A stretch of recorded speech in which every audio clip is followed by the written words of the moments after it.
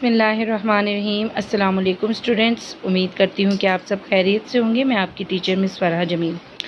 Students, پچھلے دنوں آپ کو ایک مسئلہ درپیش آیا تھا بک کے ایک چیپٹر کے حوالے سے، اور آپ کے پاس جو اس وقت نیو ایڈیشن کی بک ہے اس کے اندر چیپٹر میں تھوڑی سی چینجنگز آئی ہیں، یعنی انہوں نے صرف ایک چیپٹر جو ہے وہ چینج کیا ہے، غزوہ خیبر کے بعد چند واقعات، جبکہ ہماری پچھلی بک جو تھی، یعنی کہ جو پچھلا ایڈیشن تھا، اس میں سبق کا نام تھا غزوہ خیبر سے وصال تک۔ اب اس میں بچوں جہاں یہ چیپٹر اینڈ ہوتا ہے، یعنی اس چیپٹر کا جہاں اینڈ ہوتا ہے جو ہم پڑھ چکے ہیں، جو آپ کی نیو بک ہے، یہیں اس کا سٹارٹ ہوتا ہے۔ تو بچوں اس میں کوئی مسئلہ پریشانی والی بات نہیں ہے۔ اگر آپ پچھلے ایڈیشن کی بک میں سے وہ چیپٹر پڑھ لیا ہے تو یہ آپ کے لیے زیادہ آسانی ہوگی اپنے اس نیو ایڈیشن کی بک کے اس چیپٹر کو پڑھنے کے لیے۔ اس کے علاوہ اسٹوڈنٹس، میں نے ان دونوں بکس کا اچھی طرح سے موازنہ کیا تو صرف اور صرف اس میں ایک ہی چیپٹر کا فرق ہے۔ باقی جن بچوں کے پاس اگر یہ پرانی بک موجود ہے تو اس میں کوئی مسئلہ پریشانی والی بات نہیں ہے۔ آپ یہ ایک چیپٹر انشاءاللہ ہم آج ریوائز کرنا شروع کریں گے، اور جو کچھ اس نیو ایڈیشن بک میں آپ کے پاس موجود ہے چیپٹر میں وہ ہم پڑھیں گے۔ باقی تمام اسباق اس پرانی بک میں جو موجود ہیں وہی اس میں موجود ہیں، اور صرف یہ ایک ہی چیپٹر ہے جو کہ تبدیل ہوا ہے۔ تو بچوں آج ہم یہی چیپٹر شروع کریں گے تاکہ آپ کی بک میں سے کوئی چیز اسکپ نہ ہو جائے، رہ نہ جائے۔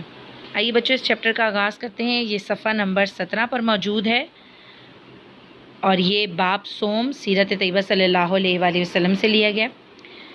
سبق کا نام ہے غزوہ خیبر کے بعد چند واقعات۔ اب بچوں غزوہ خیبر کے بعد کون سے ایسے واقعات پیش آئے؟ فتح خیبر کے بعد بھی رسول صلی اللہ علیہ وآلہ وسلم نے مدینے کے گرد و نواح میں لوٹ مار کرنے والے سرکش بدو قبائل کی سرکوبی کے لیے لشکر روانہ فرمائے، جنہوں نے کامیاب کارروائیاں کی، جبکہ غزوہ وادی القرا اور غزوہ ذات الرقاء میں بھی اسلامی لشکر نے کامیابیاں حاصل کیں۔ ان دونوں غزوات میں جنگ کی نوبت آنے سے پہلے ہی یہودیوں اور دشمن قبیلوں نے ہتھیار ڈال دیے، اور خیبر والوں نے جن شرائط پر ہتھیار ڈالے اسی طرح معاہدے کر کے صلح کر لی۔ تو بچوں اس کا سٹارٹ وہیں سے لیا گیا ہے جو ہم نے اپنی پرانی ایڈیشن کی کتاب میں اس چیپٹر کا اینڈ کیا تھا، جہاں سے تو یہاں وہیں سے سٹارٹ کیا گیا ہے یہ چیپٹر۔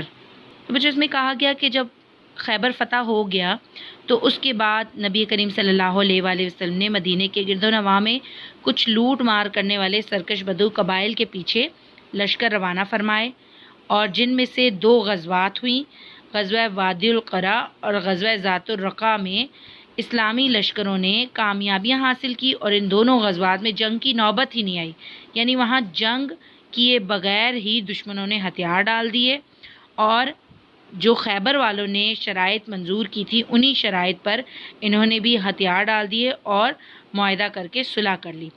اب بچوں اس سے قبل، یعنی اس سے پہلے خیبر کی ایک یہودی عورت زینب بنت حارث، جو سلام بن مشکم کی بیوی تھی، اس نے بکرے کے بھنے ہوئے گوشت میں زہر ملا کر نبی کریم صلی اللہ علیہ وسلم کو کھلانے کی کوشش کی۔ نبی کریم صلی اللہ علیہ وآلہ وسلم نے پہلا لقمہ منہ میں رکھتے ہی تھوک دیا، اور باقی تمام صحابہ کو وہ گوشت کھانے سے روک دیا، تاہم ایک صحابی بشر بن برا رضی اللہ تعالیٰ عنہ جو اس وقت تک ایک لقمہ نگل چکے تھے وہ نہ بچ سکے۔ جب نبی کریم صلی اللہ علیہ وآلہ وسلم نے زینب بنت حارث کو بلوا کر زہر دینے کی وجہ پوچھی تو اس نے کہا کہ میں نے گوشت میں زہر کیوں ملایا تھا، وہ اس کی وجہ بتائی اس نے، اور اس نے کیا کہا کہ آپ نے میری قوم کی جو حالت کی ہے وہ سب کے سامنے ہے، کیونکہ بچوں یہ کون تھی؟ یہودی عورت تھی، اور وہاں آپ صلی اللہ علیہ وآلہ وسلم نے اسلام عام کیا تھا، اسلام پھیلایا تھا۔ تو اس کی کیا سوچ تھی اس عورت کی کہ وہ کہتی ہے کہ میں نے گوشت میں زہر کیوں ملایا کہ آپ نے میری قوم کی جو حالت کی ہے وہ سب کے سامنے ہے، پھر میں نے سوچا کہ آپ صلی اللہ علیہ وآلہ وسلم اگر نبی ہیں تو آپ کو معلوم ہو جائے گا. یعنی ایک وجہ تو یہ تھی کہ اس نے اس لیے گوشت ملایا تھا کہ نبی پاک صلی اللہ علیہ وآلہ وسلم سے انتقام لینا چاہتی تھی، کہ اسے یہ لگتا تھا کہ اس کی قوم کی جو حالت ہوئی ہے وہ نبی پاک صلی اللہ علیہ وآلہ وسلم کی وجہ سے ہوئی ہے. اور دوسرا یہ کہ وہ یہ آزمانا چاہتی تھی کہ اگر آپ صلی اللہ علیہ وآلہ وسلم نبی ہیں تو ان کو معلوم ہو جائے گا کہ اس گوشت کے اندر زہر ہے. تو آپ صلی اللہ علیہ وآلہ وسلم بے شک نبی تھے اور انہیں اس چیز کا علم ہو گیا. تو پھر یہ جواب سن کر نبی کریم صلی اللہ علیہ وآلہ وسلم نے اس عورت کو معاف فرما دیا.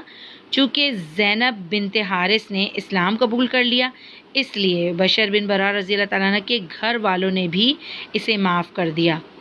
یہ کون تھے؟ جنہوں نے گوشت کا ایک لقمہ نگل لیا تھا اور پھر وہ بچ نہ سکے تھے. تو پھر جب اس عورت نے اسلام قبول کر لیا تو ان صحابی کے گھر والوں نے بھی اس عورت کو معاف کر دیا. تو بچوں، یہ غزوہ خیبر کے بعد پیش آنے والا وہ واقعہ تھا جسے ہم نے ابھی پڑھا. اگلے سبق میں انشاءاللہ ہم اسی چیپٹر کا اگلا حصہ ادائے عمرہ پڑھیں گے. اپنا بہت خیال رکھیے گا. اللہ حافظ.